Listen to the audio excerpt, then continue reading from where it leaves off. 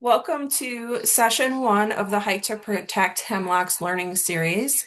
This learning series is designed to train you to survey for hemlock woolly adelgid and report observations to iMapInvasives.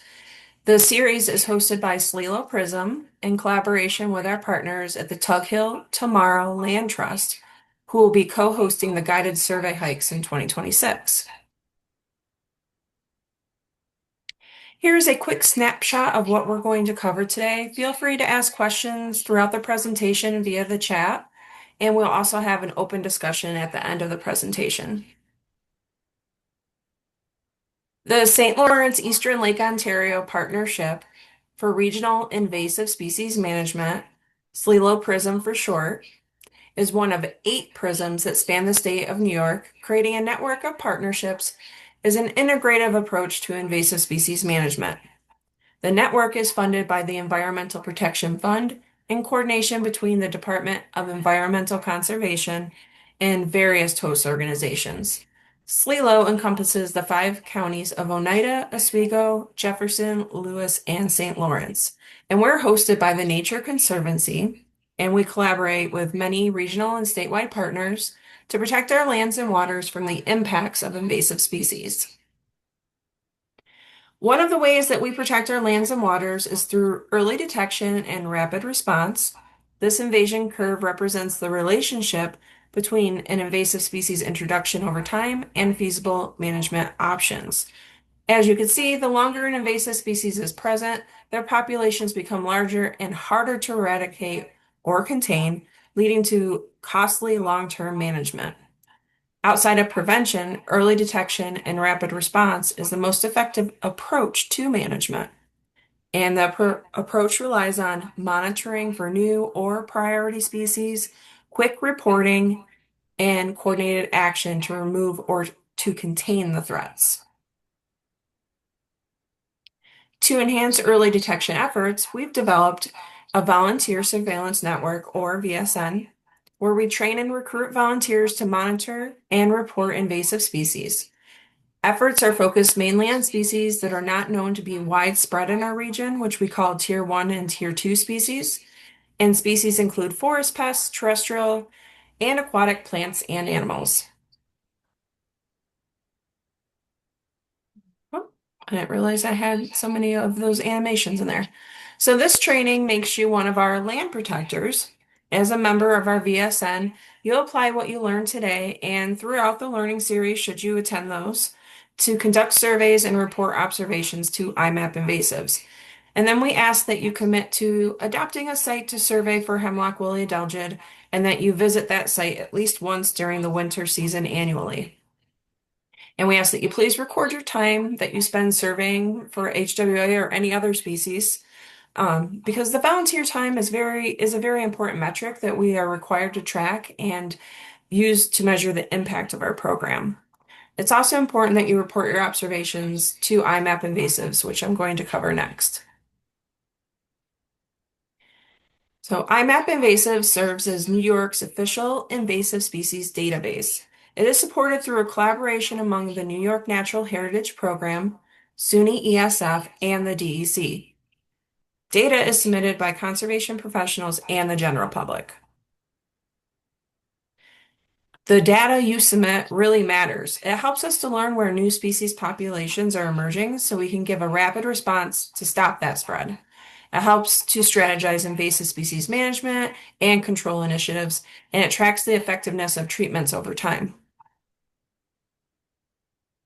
When reporting observations to iMap and other platforms, it is very important that the photos that you provide are of high quality because the photos are used to verify the observations. The photos on the left are examples of what to avoid. Anything is blurry, too far away, too difficult to verify. The photos on the right are examples of good, clear photos. When possible, it's best to place something behind your specimen to provide a background to help the camera to focus. For priority species like hemlock woolly adelgid especially, it is important that you report not only when you think you found it, but also when you didn't find hemlock woolly adelgid. Knowing if one of our trained volunteers has searched an area and didn't find HWA reduces our survey duplication and also helps us to focus our efforts elsewhere. So during this next session, I'm going to do a demo, show you how to use the mobile app and the desktop version, how to find your data, enjoy a SLELO Prism project.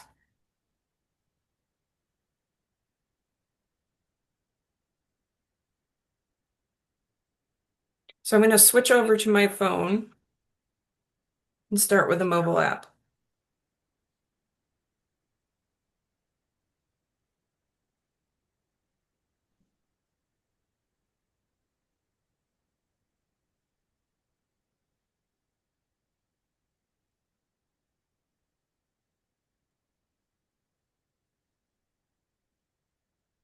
Okay.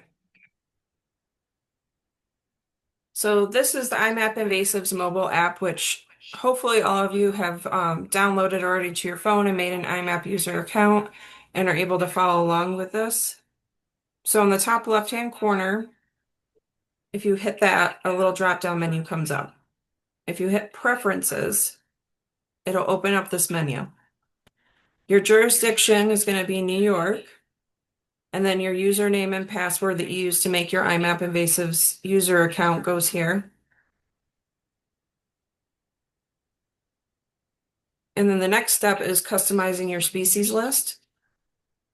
Open that up and just make sure a fake species is toggled, and everything's in alphabetical order. As you can see, there's a lot of species to choose from, but you'll want to select Hemlock woolly Adelgid too.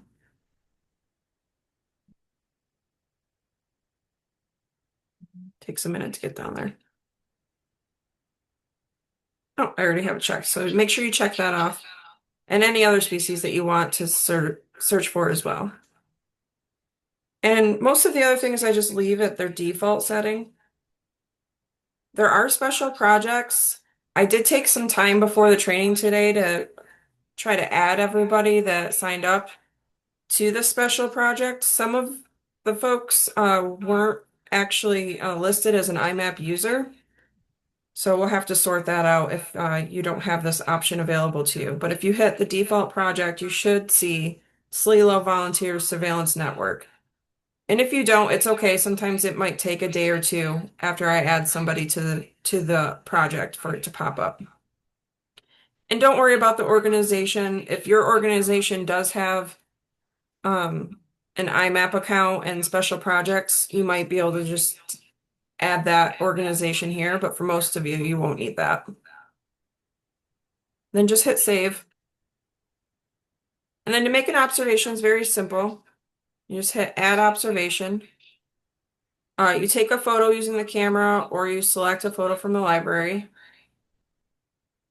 I'm just going to take a photo of my desk since I'm not outside here, just to show you how it works. And then the next step, you'll see custom list. That's what we just did earlier when we selected the species that we wanted to look for. When that's checked on, the next box down here, when you click on it, just shows the species that you selected. But for now, we're going to hit testing. Say you're in the field and there's a species that you want to make an observation for, but it's not in this custom list. All you do is just toggle it off and it'll give you that whole list. But to make things faster, it's better if you have your custom list available to you. And then the next step is the species detected, species not detected. And that's what I was talking about earlier. So if you're out in the field and you're searching for Hemlock woolly Adelgid and you find it, or you think you found it, you would want to choose detected for the observation. Now, if you're out surveying and you didn't find it and you want to make an observation to let us know that you did not find it, you'll select not detected. We're just going to hit the not detected for now. And then a map will show, have latitude and longitude. If those are 0, then that means you need to go into your actual phone settings and give permission for the app to use your location. And again, the project is there. And you can select SLELO Volunteer Surveillance Network. And you can also select an organization if you have it. And then you can put the time that you searched here, and then any observation comments I find it helpful to put comments such as how many trees you may have surveyed, for example, when you're surveying for Hemlock Woolly Adelgid in the comments section. Then you hit save. Then you get what I call a card. Your job's not done yet. If you want to edit it, you can hit the pencil and it brings you back in. But to upload it to the online database, you have to hit the check mark. And then you have to go over here and hit upload selected. And then when you do that, the card will disappear and then it is uploaded to the database. I'm not going to upload this because no one wants to see a picture of my desk, but I'm going to just delete it.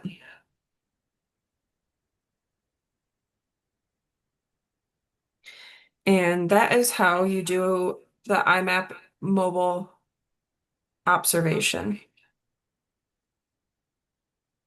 Figure out how to stop sharing my screen. I have a really quick question. Yeah, go ahead. Can you have more than one project saved in IMAP invasives? Like if I was Hmm. just Yeah. okay. You I can don't make know your what own. You can make okay. your own and you can join other projects. There's a lot of different projects, and I'll cover a little bit more about the projects later on. But for the Volunteer Surveillance Network, we have that special project specifically for our volunteers that we train. It just makes querying the data later on the back end a little bit faster. Sure. And I'll show you what I mean when in just a moment when because I'm about to switch over to the desktop version. Okay, Yeah, thank you you. can have multiple projects. I have probably too many projects I'm available sure. to me. Okay. But yeah, but for just this volunteer surveillance network, you just use that one that the volunteer surveillance network project. Okay. All right. You can go ahead and switch over to the desktop version.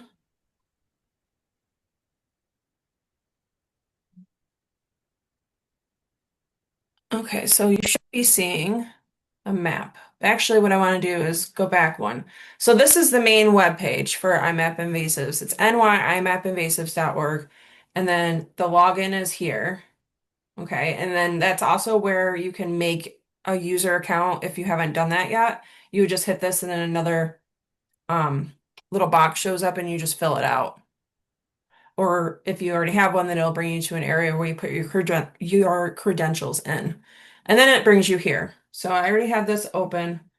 Um, so this is what the dashboard looks like. It looks kind of crazy when you first go in because there's all these hexagons everywhere. But if you just toggle that off, it just makes it a little bit cleaner. The map does move. You can zoom in, you can zoom out, you can move the little hand. You can hit this little search area over here and type in coordinates and an address, and it'll bring you over there to wherever you want to go. Um, so over here are the different layers. So whatever it is that you're trying to do, you can toggle on these different things, your unconfirmed presence, the not detected species, um, detected confirmed species, everything like that is over here.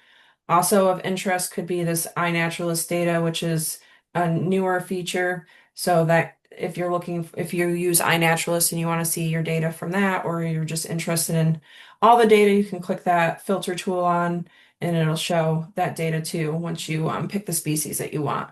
But those are pretty much the only options that I mess around with in here. There's a lot of different things you can do, base maps, etc., showing the legend, but pretty much just the distribution or the distribution layers, the layers on, off, and this iNaturalist are the ones I mess with the most. So I'm going to just start with creating a record. So say you're not able to use the iMap mobile app for whatever reason. It's designed to be used in the field even if you don't have connectivity. So there really shouldn't be much of a reason why you couldn't use it unless you just happen to not have a smart device and you can't download the app.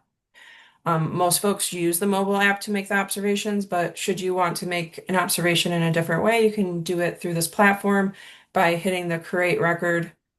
You can do presence, treatment, not detected, or a multi-record searched area.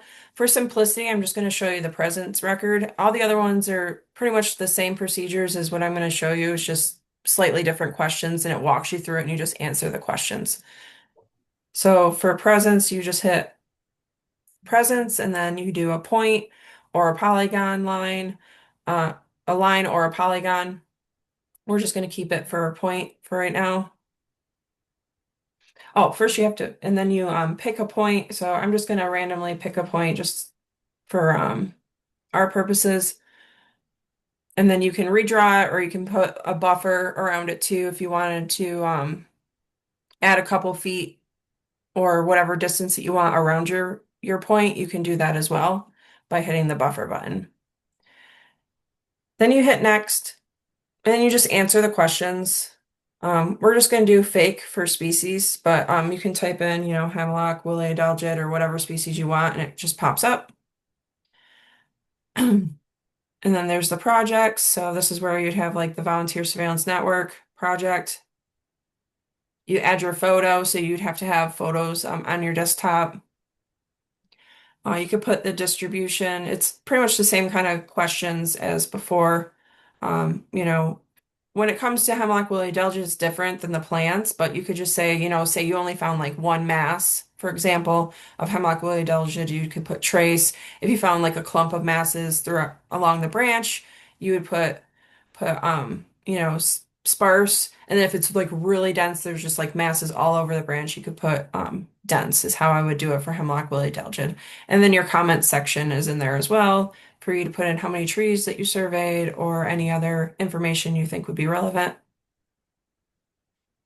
I believe I have to put things in here just to make it work. Oh, yeah, I don't have a photo to attach. And then you would just hit complete. I'm going to end up deleting this later, so it'll be okay. And then it'll think for a minute, and sometimes it takes a little bit longer when I'm doing a Zoom share.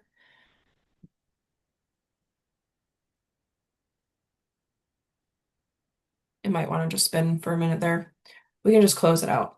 So that's it. It's really simple to make an observation using the IMAP interface. So for filtering the records, like say you want to find a record of where Hemlock Woolly Delgid is in New York State, or maybe you just want to find your own record.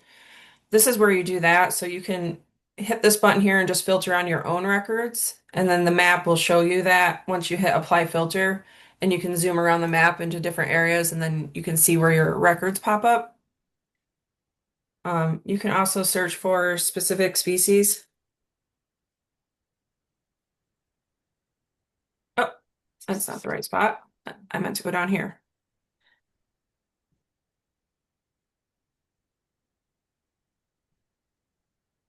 It's still wanting to think. My apologies. Sometimes IMAP doesn't like to be on Zoom. It gets stage fright, I feel like. Anyway, so then you put in the species there, you put in the jurisdiction. That's helpful. Sometimes it won't work unless you do that. You can also toggle on your special projects too. So earlier when I was mentioning, using the volunteer surveillance network, I could just toggle just that on and see all of the volunteer surveillance network observations come up on the map instead of having to go and individually find them. So that's what makes it more helpful. And then you hit apply filter and it's brings you to this next box, and then you just toggle on the type of information that you're actually interested in. Present species, things that have actually been confirmed by, myself or somebody else on IMAP. Things that haven't been confirmed, not detected. There's pretty much there's a lot of different things that you can do. But I guess we'll just go for just showing purposes, we'll just do the confirmed ones. And then it'll take a minute to think. And eventually, once it's done thinking, a bunch of points should pop up on the map. Trying to see where I am here.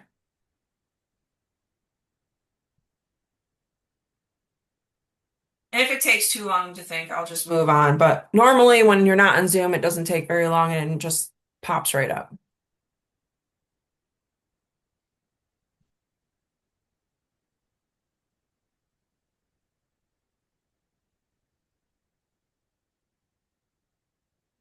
It doesn't want to do tricks for me today.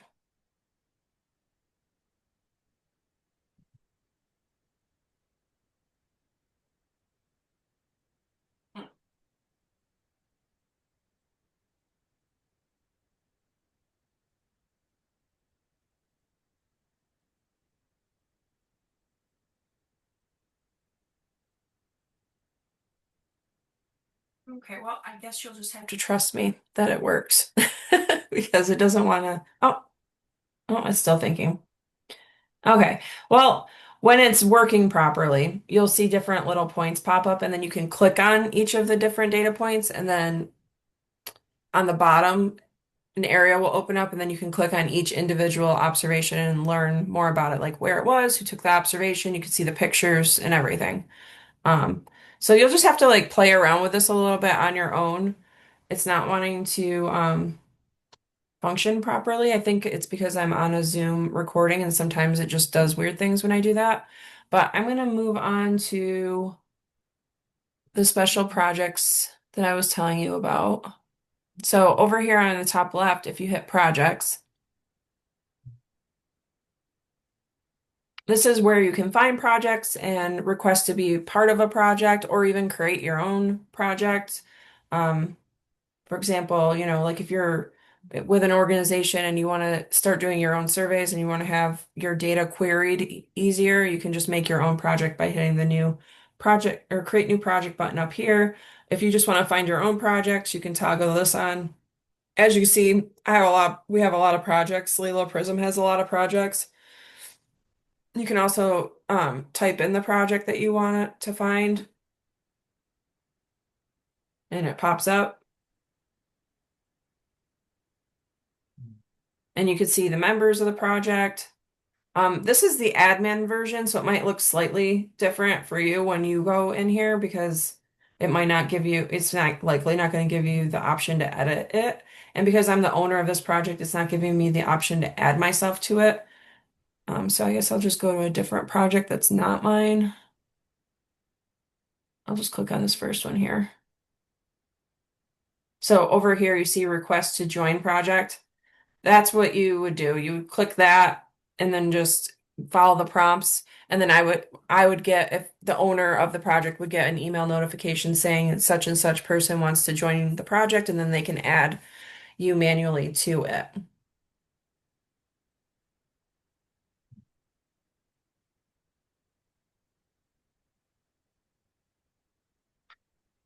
All right, so I'm gonna stop sharing that. Do you have any questions about the IMAP, or did you want to see um any other of the tools that they offer? What would those tools be? Oh, well, I'm trying to get out of here.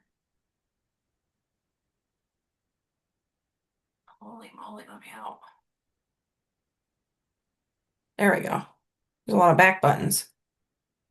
And iMapInvasives, there's a lot of different things you can do, but in general, just making records and being able to filter records for what our volunteers are going to be doing are the two basic things that you need to know how to do. I highly recommend using the mobile app, the way that I just showed you how to make your observations, rather than just going in here and using the online interface.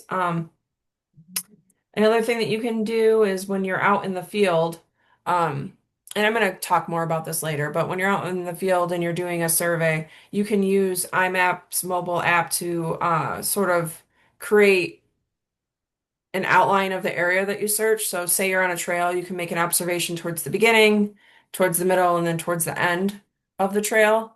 And then later on, when you come back to the online version, you could come in here and you could filter on your records, zoom in on that area, filter in your records, and then you'd see where those points were. And then what you can do is you could do a multi-record searched area or a presence polygon using those points. So that they would be on the map because you've uploaded them using the iMap mobile app, right? You would see them on this interface, and then you can use those points, to draw your polygon over the top of it just by following these steps here. Or you can use it to make like a searched area. Like say you didn't find it, but you wanted to indicate that you searched like a larger area than just the one observation point that you made using IMAP. You could also use those points to draw a polygon for your search area.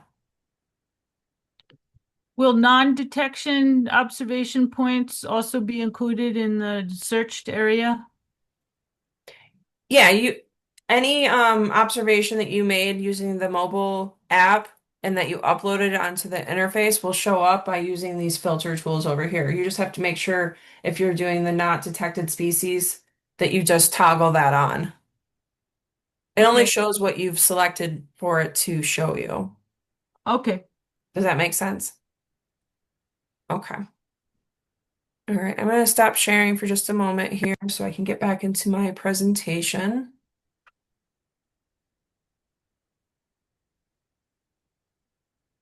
And I was able to make, all right, so for the confirmed accounts that I was able to add to the Volunteer Surveillance Network special project, I have Frank Williams, Ryan Collins, Logan Reedsma, William Ellsworth, Linda Gibbs, and Betsy Elrich. Um, I couldn't find an account for Julia Smith, Amanda Cruti, Amanda Ives, Terrence, or Chelsea. Now that just means maybe because what I did was I just typed in your name, so maybe you used a nickname or something. So if you do have an iMapInvasives account and I just named you saying I couldn't find you, just let me know what name you used so I can find you and add you, or you can request to be added the way that I showed just a moment ago by going into the iMapInvasives, hitting the projects, and then requesting to be a member. And it's okay if like say you forget to select the special project or you're just having trouble with it in general and it's become frustrating for you. I'll still be able to find the data. It just makes it a little bit harder for me to realize that you're part of our VSN network because I would have to just, there's so many people, I don't have everybody's names, memorized of all of the members. There's hundreds of people. So it just makes it a little bit easier for me, if you choose the special project. Okay, so Julia Smith. Okay. So actually, I can go back into the special projects really quick and just see if folks can just help me get you signed up now. That way everybody's signed up. I was gonna ask, I have two last names. Did you type in both of them or just one of them? I typed in the whole name, but Okay. sometimes it's a little finicky. So let me just edit. Um,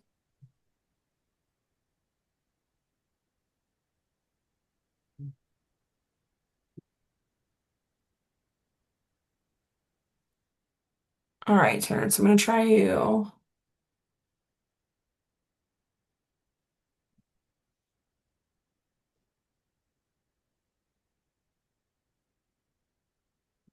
So I'm in there now trying to edit.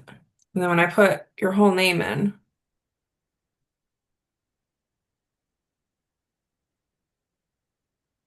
start over. I put your whole name in. Why are you being like that?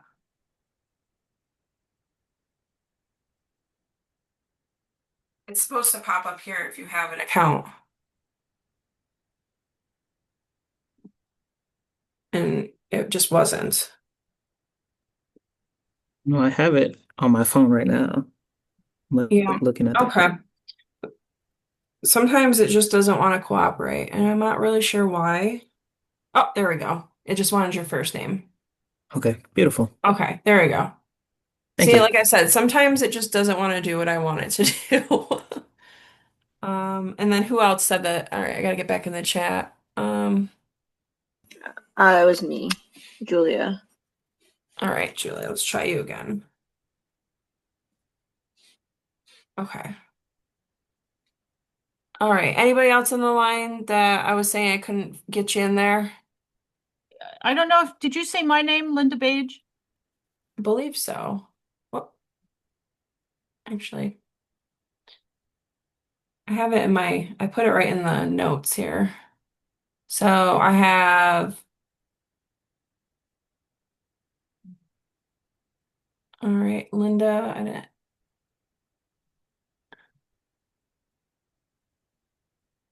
It's on my phone. I've been signed up with you in Messina last year or earlier this year at a different webinar, a different presentation you made. Oh, would it be? Oh, there I am, right there. Okay. Okay. Okay. And then Chelsea. I also have it on my phone. I'm not able to see what the username is, but I do see the email address associated with it. I've used it before, it been a few years ago. Okay. So it's not showing I have a Chelsea. The email address, I think, is What? CHCHAP. Yeah, I guess it doesn't let me search by email. Oh, okay.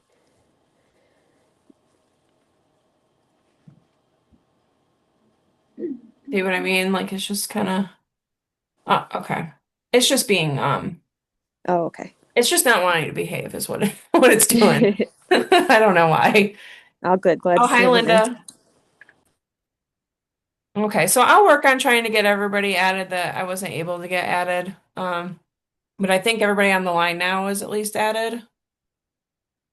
So, and moving forward, if you have any problems with it, like say it doesn't show up when you're trying to select it, just let me know and I'll work it out. I'll contact the IMAP team and they're usually really good about helping me out with that kind of stuff.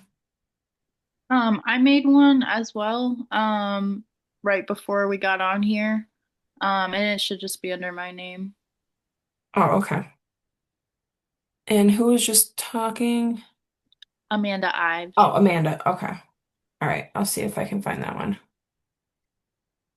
It keeps on wanting to reset on me too. I'm sorry. IMAP is just really misbehaving right now. It doesn't like to be on video. It gets stage fright, I think. All right. This one? Yes. All right, perfect. All right. Wonderful. All right. So that is everything that I wanted to show you for IMAP. And there are a lot of tutorials available that are, very short and to the point. That the iMapInvasives has their own YouTube channel with all sorts of video tutorials. And in the follow-up email I send out, I'm going to be sending direct links to those. So if you're needing more help with that, I find those YouTube videos very, very helpful. Plus, you can always just email me and I can help you with troubleshooting if you're having any issues. I will say I did get a message from the IMAP team that the newer Androids were having a hard time with downloading the app, but IMAP is aware of that problem and they're hoping to have that problem resolved before or, by the new year. So if you're having a hard time and you're not even able to download it, that is why, and the problem I have been told will be resolved. But just quick question for those on the call, is everybody able to access the mobile app? Do you guys all have that set up? Yes. Awesome. Good to hear. Yep, I'm good. Awesome. Yep. Thank you for clarifying. Okay, so I'm just going to continue forward with the Hemlock woolly adelgid overview portion of the training. So Hemlock woolly adelgid, or sometimes are referred to it as HWA, it's an invasive insect native to Japan that feeds on hemlock tree species. And in the eastern United States, HWA has fatal impacts on eastern and Carolina hemlock tree species, as the trees lack natural predator or natural resistance traits, and there are no natural predators present in the area to keep HWA populations in check. So, however, in areas where HWA is native and there is a suite of natural HWA predators, hemlocks are adapted to living with HWA. So HWA is native to Japan, and it is thought to have been introduced to the US via infested nursery stock from Asia. I'm going to play this short video that just gives you a really great overview of HWA and its impacts, and it was created by the New York State Hemlock Initiative. Let me know if you can't hear the sound. You should be able to hear sound. I'm Charlotte Malmborg and I work with the New York State Hemlock Initiative. The Hemlock woolly adelgid, or HWA, is an invasive forest pest from Japan. Hemlock woolly adelgid feeds on trees by inserting its straw-like mouthparts in the twig near the base of the needle. What this does is it causes damage on the hemlock twig, which the tree tries to block and wall off, which prevents nutrients from getting to the needle, so the tree's not able to put on new growth, and it eventually starves. Hemlocks are being lost all over the East Coast as a result of hemlock woolly adelgid. For instance, in the Great Smoky Mountains National Park, they're working really hard to preserve just 1% of their trees through treatments. We're hoping we never get to that point. There are 3 reasons that HWA is so damaging. First, it doesn't have any natural predators here on the East Coast. Second, it reproduces asexually. And third, it completes 2 generations per year. So only one single organism can start an infestation. Hemlock woolly adelgid arrived in New York State in the late 80s, down in the lower Hudson region, and it's been moving through the state since then. So far, it's in 43 New York counties. New York's highest hemlock populations are in Tug Hill, the Adirondacks, and the Catskills. In the Catskills, HWA is already causing considerable hemlock mortality, but it hasn't got established in Tug Hill or the Adirondacks yet. So we want to try to keep HWA out of the Adirondacks and the Tug Hill Plateau as long as we can. Reporting your findings is incredibly important to elicit a rapid response to new infestations. Although the hemlock woolly adelgid is a really tiny insect, it secretes wool around its body while it develops, and this is easy to see when you look at hemlock twigs. It's important to look on multiple branches on all sides of a hemlock tree. There are several options to reporting findings of HWA. One is using the smartphone app, New York iMapInvasives. We're at a really unique point in New York State. New York State has more eastern hemlocks than any other state in the U.S. So it's really important that we figure out how to manage this pest here. Finding HWA in New York is a collaborative effort. It's really easy to report your findings, so anyone can do it in the field.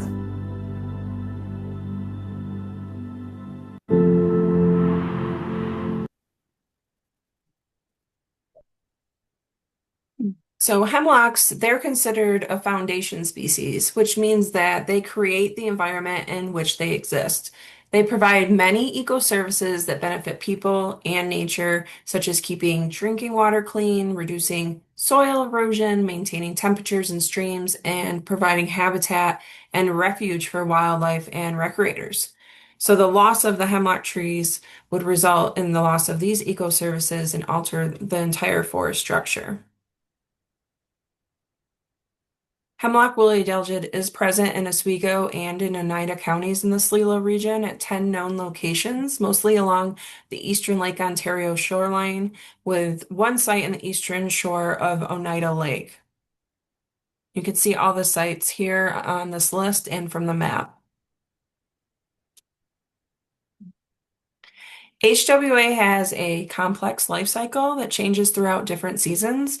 In the eastern United States, HWA reproduces asexually with 2 non-winged generations per year on hemlocks.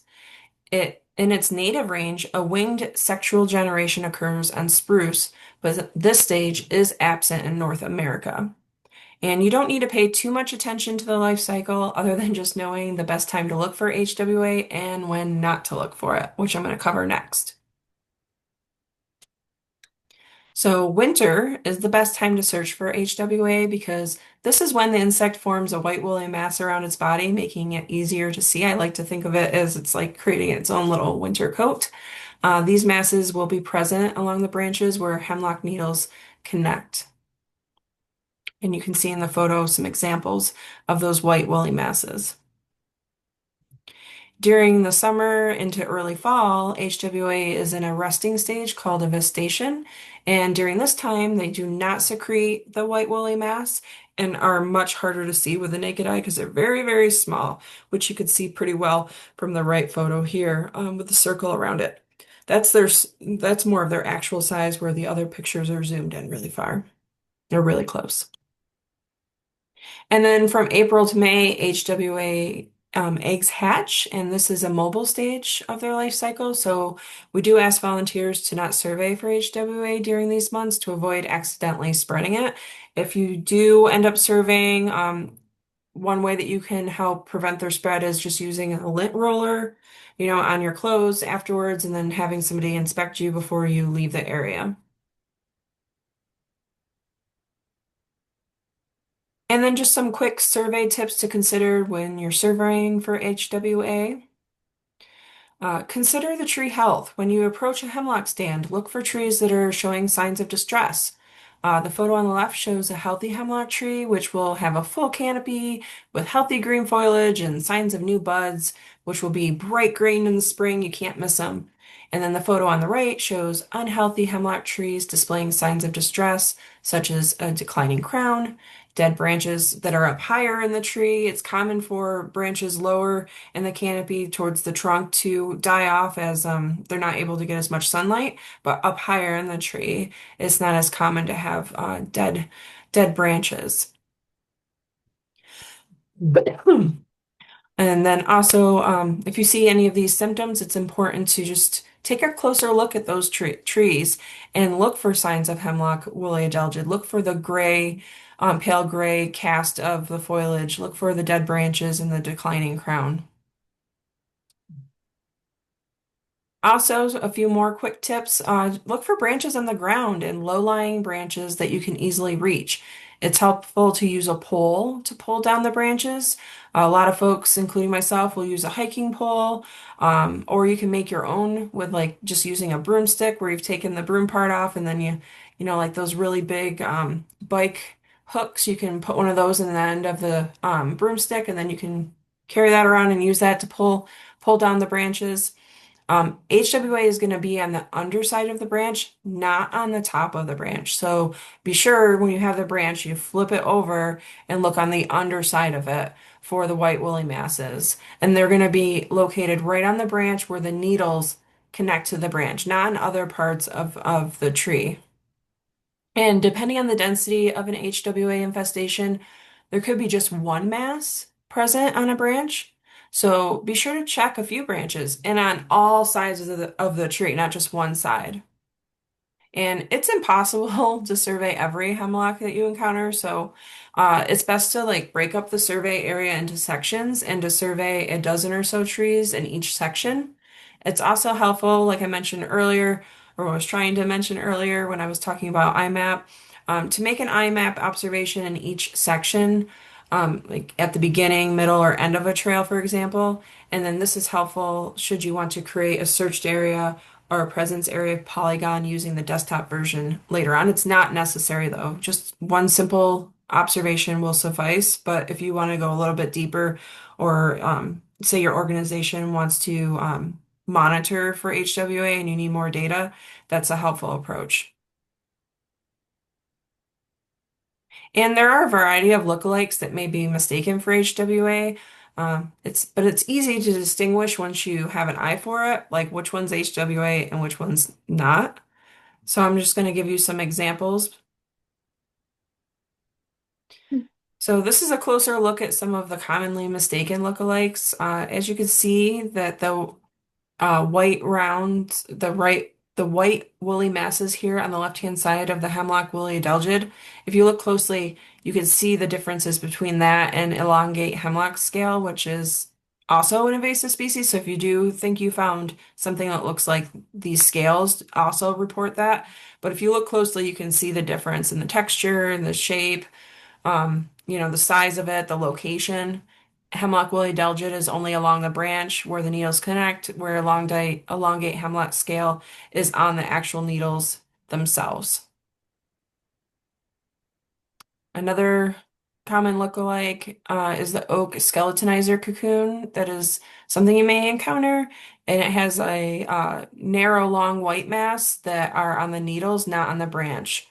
And also the material that it's made of looks very different, where it's not as fluffy looking as the hemlock woolly adelgid. It's more smooth looking.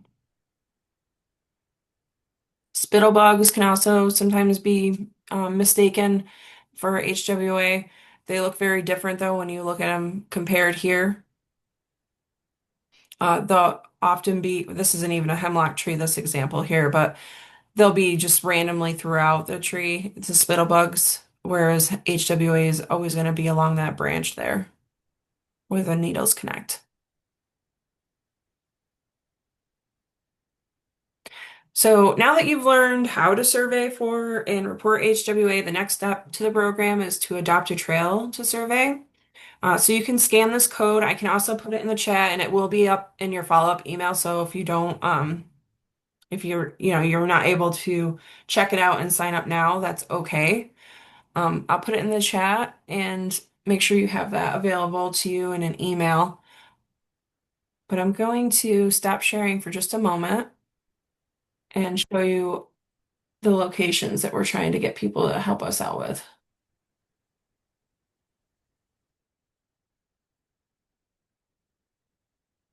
Grab you that link real quick too. Okay, so the link's in the chat.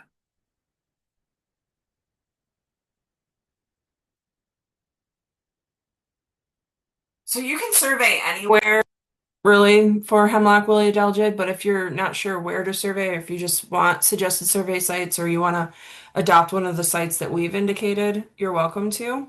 So all of these sites are on that sign up Google form that I just sent a link to. And we're always adding sites as well. So if you know of other public trails that have a lot of hemlock stands or hemlock trees along the trail that you think would be good to add here, let me know and I can add it. But there's a long list here. I'll kind of zoom in so you can get a better look. So the ones in blue are located within the Black River watershed. Should you have interest in doing some targeted surveillance in that watershed, and the green ones are just outside of that watershed. We had a partner that was really interested in that, so that's why we have some blue ones and some green ones, but they're all suggested survey sites. We've got the Joseph Lake Wildlife Sanctuary, which is actually owned by the Tug Hill Tamar Land Trust, our co-host for this learning series. They're also involved in some of these other sites too, Trenton Greenbelt, Forest Park, Foster Blake Woods Preserve, very long list all throughout our region. You're welcome to check that out, learn more about the trails. Some of them will have maps that I was able to obtain and indicate where the hemlock woolly adelgid, or not the hemlock, where hemlock tree stands are located. So some of these, not all of them, but some of them will have more information. Like this one has a nice map of the Joseph Blank Wildlife Sanctuary. It has a link to the map here should you want to take a closer look. But these are the sites that we're hoping to get folks to adopt. This is what the Google form will look like. You just fill out the information here, and that's the long list of all of the sites that we're hoping folks could adopt a site. Or if you have your own site, that just let us know what it is. So you put that here.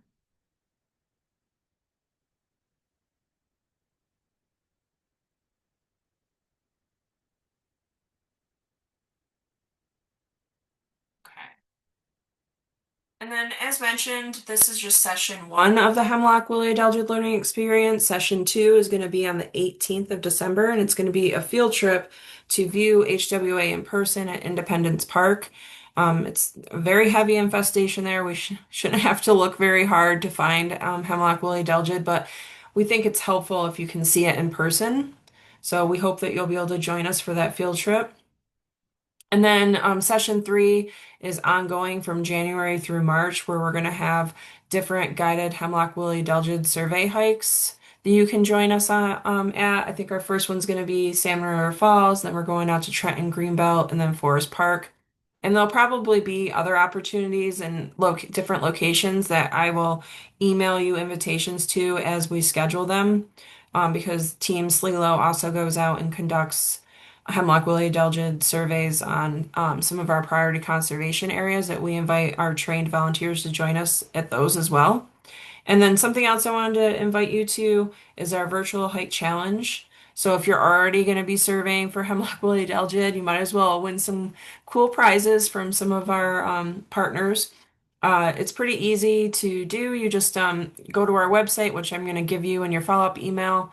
It's also on the main SLELO Prison page, and you just sign up for it, and then you just go out and look for Hemlock Willie Delgid, report it to IMAP like you're already planning to do, and then if you have social media, you can just share our posts about the virtual hike challenge. We post them on Fridays, so if you're not following our page yet, please do, or just SLELO Prism on Facebook and Instagram, and just reshare those posts, or you can make your own post. It could be of just your experience of searching for Hemlock Willie Delgin.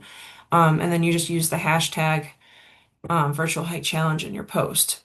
So it's a pretty easy challenge to be a part of, and we have some very nice prizes from our partners that they contribute to those that participate.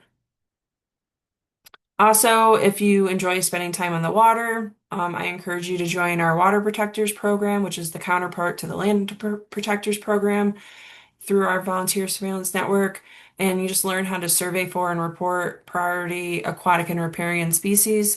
We offer a three-part learning series that includes a webinar training, a workshop in person, and then also a guided paddle. It's a really fun, enjoyable experience.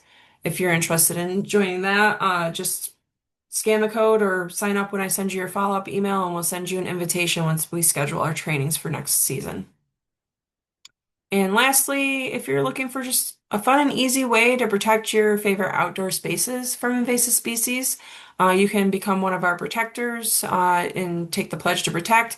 Once you sign up, you'll get a monthly email blog that just showcases simple actions that you can take throughout the year to prevent the spread of invasives or to manage them on your own property.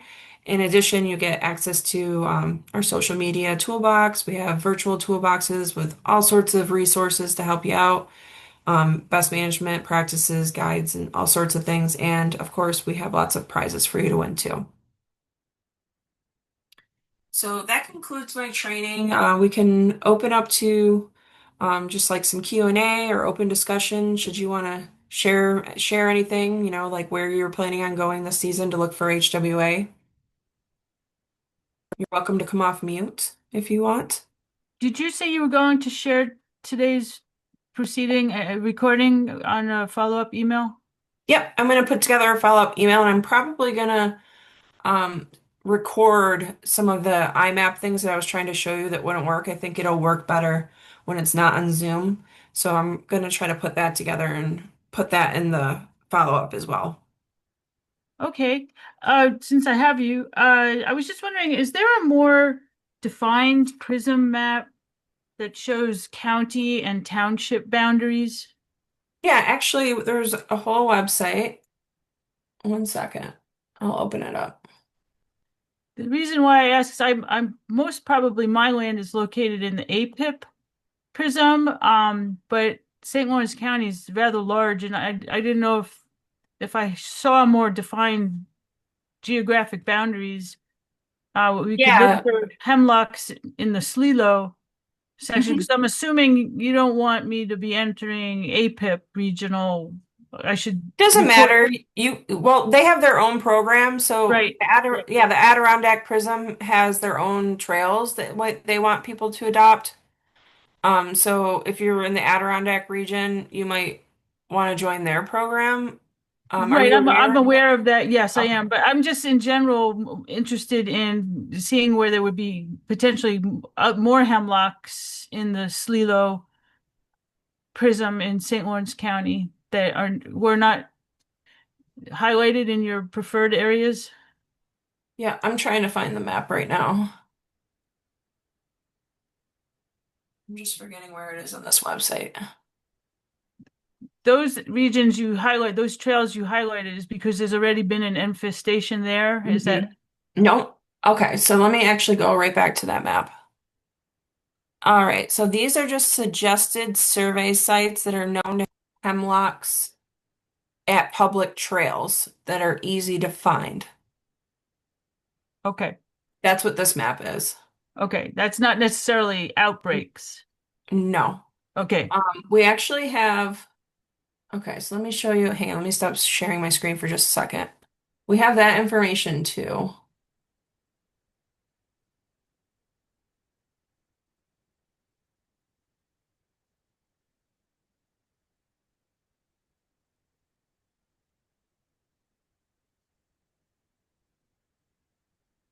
Oh, come on, internet, work for me. So we have a story map, but I was hesitant to share it because I'm going to be completely revamping the entire thing. Okay, But, I can but be patient. yeah, it is on our website, so I'll get that for you too. And I'll email you the map thing. I don't know where Okay, thank you. if you go to Nisus, I'm going to send this to you. I'll put it in the chat and I'll also put it in your follow-up email. Thank you. So if you go to this website, where's the chat? Okay. Nisus.info. It's the New York's invasive species information website. So this is what it looks like here. On their website, and I forget where it is, there's oh, you know what? I think it's in here. Local help. Oh, there it is. Okay. So it's in local help, and you can type in your location. Like, where are you located? St. Lawrence County. Like, what town? I'm in Hopkinton. HOPKINTON. Oh, There you go. New York. Yep. so yeah, you're with us. Actually, this needs to be updated now that I'm realizing it, because they're no longer our director. So I'll have to email them. So yeah, you're part of the SLELO Prism Oh, okay. according to this map. So yeah.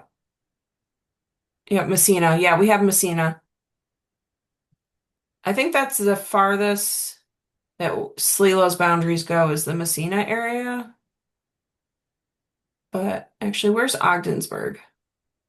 How do I zoom out of this thing? It would Oh, be west.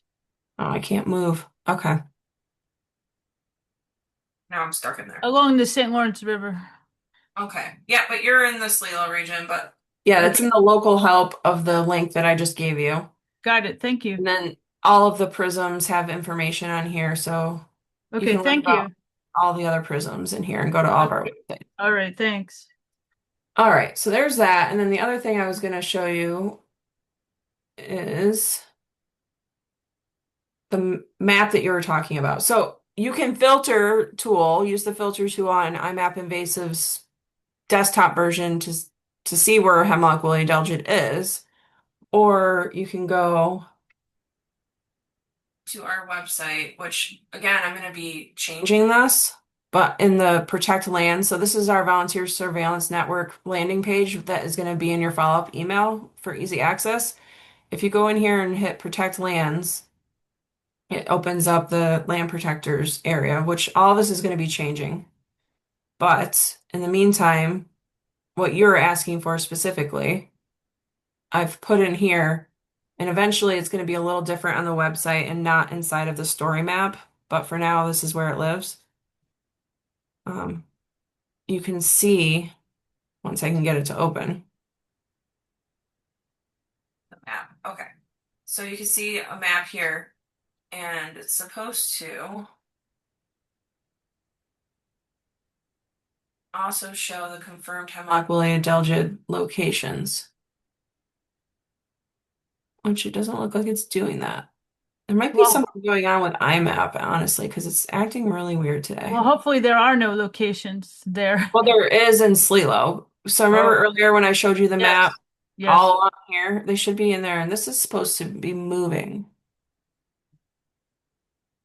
So iMap during this time of year, they do a lot of updates, and sometimes things do not function properly. And maybe I picked a bad day to do a training because there should be a whole bunch of green dots here of where those Hemlock woolly adelgid observations I shared earlier with you are, and I'm not seeing them. But these pink spots are those trails that I had the list of on the Google form, and then I showed you on that map. Those are the same. These are the suggested survey sites as well on this map. And then it's supposed to show you over here where HWA is, but it's not behaving. But I have it in that PowerPoint, wherever it went here. Where'd it go? Right here. So this is where HWA is known to be in SLELO. So it's along the eastern Lake Ontario shoreline at these locations here, and then over at Verona Beach State Park. That's where we have confirmed its presence. Doesn't mean it's not somewhere else. It just means this is where we've found it when we've been like in the areas we've been looking. It hasn't been found in the Tug Hill Plateau, thank goodness, but it doesn't mean that it's not there. It just means that it could be there and maybe we just haven't found it yet. But it seems to be creeping along the eastern Lake Ontario shoreline. There's a, microclimate there with the it's a little slightly warmer there along the water. So that's a theory. Another theory is that birds, tend to be near water, so they could be spreading it, along the water. But that's where it is in the SLELO region as of now. I know it's also at like Lake George, Prospect Mountain area in the Adirondack region. Right, again, along waterfront, yes. Yeah. Does that help answer your question? Yes, thank you. Yeah, but the suggested survey sites, they're just where partners and our team and volunteers have suggested that we survey because there's a high abundance of hemlock trees at those locations that are easy for volunteers to access and find. Yes, We're makes trying to sense. keep our eyes out, everywhere, really. We could search anywhere, but it's nice to have an idea of, where to go. So that's why we put that map together to try to make it easier. But you could really go anywhere where there's hemlock trees. Even in your own yard. Like say you have a hemlock tree in your own yard, you can monitor that one too. Okay. Yeah. Anybody else have any questions or comments or I'd love to know if you're planning to go anywhere to survey for HWA. I know Frank goes to all sorts of spots, but I was going to start on my own land and hopefully join a hike. It's kind of far away, but I'm going to learn on my own land. yeah. Yeah, the sites that we have picked are sites that are near like we are doing the HWA guided survey trainings are near known HWA infestations. Right, So like makes not sense. all of the suggested survey sites that are on that map are, but the ones that we're doing the trainings at are because we also have to survey those areas. Does that make Right. sense? Oh, Yeah, so that's totally. why they're kind of like more towards, Oswego, Nida County. Great. I've done trainings up in St. Lawrence County before too, but there's not any known infestations up there, so we haven't done them as frequently. Right. But I mean, maybe we could do one. Jadwin. I don't know if you're familiar with Jadwin State Forest. No. Okay. Well, I believe that's up in St. Lawrence County, and there's probably some other ones that I go with our staff members that I'll try to keep in mind and Sure. invite you to when we have those, but those ones are up north more. Thank you. Anybody else have anything they want to share? Or we can also end a little bit earlier if wanted.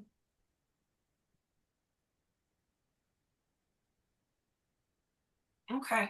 All right, well, that's everything I have to share with you, and I really appreciate you joining, and I hope that you're able to join some of the other sessions.